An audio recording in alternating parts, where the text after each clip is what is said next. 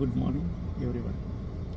आज आपल्या व्हिडिओमध्ये आपण osteoarthritis of the knee joint किंवा गुडघ्याचा आजार याबद्दल संक्षिप्तमध्ये माहिती घेऊया. वयाचे 40 पार झाल्यानंतर किंवा आजकाल त्याआधीसुद्धा गुडघेदुखीचा आजार खूप मोठ्या प्रमाणात वाढलेला आहे. आपण सर्वजण याबद्दल माहिती घेत असतो, उपचार घेत असतो. परंतु गुडघ्याचा आजार वाढण्याचं मूळ कारण ट्रीटमेंट घेताना पेशंट आणि देताना डॉक्टरसुद्धा यांनी लक्षात घेणं आवश्यक आहे. मुख्य कारण किंवा मुख्य इटिओलॉजी जर आपण व्यवस्थित हाताळू शकलो तर मेडिसिनचा कमी वापर करून आणि फिजिओथेरपीच्या माध्यमातून तसेच वजन आणि डाएटच्या माध्यमातून आपण गुडघेदुखी 90% प्रमाणामध्ये कमी करू शकतो. याबद्दल थोडक्यात आपण बघू. पुढच्या 1 ते 2 मिनिटांमध्ये अतिशय महत्त्वाची माहिती आपण या ठिकाणी देणार आहोत. सर्वप्रथम गुडघेदुखीमुळं परत न चालल्यामुळं परत वजन वाढणे आणि वजन वाढल्याने गुडघेदुखी अजून वर्सन होणे किंवा जास्त होणे, हा एक सायकल असते. ही सायकल आपल्याला ब्रेक करणं अतिशय महत्त्वाचे आहे.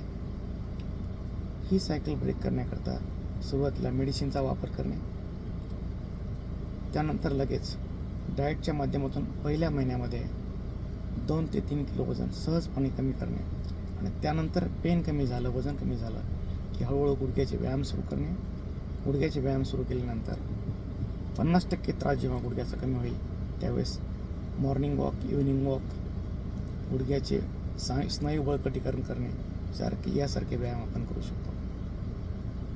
गुडघेदुखी म्हटल्यास आपल्याला खूप साधा आजार वाटतो, पण गुडघेदुखी एकदा सुरू झाली आणि ती चेन जर ब्रेक नाही झाली, वजन वाढत गेलं, परत गुडघेदुखी वाढत गेली तर त्यामुळे BP, शुगरसारखे आजारसुद्धा असलेले वाढू शकतात किंवा निर्माण होऊ शकतात.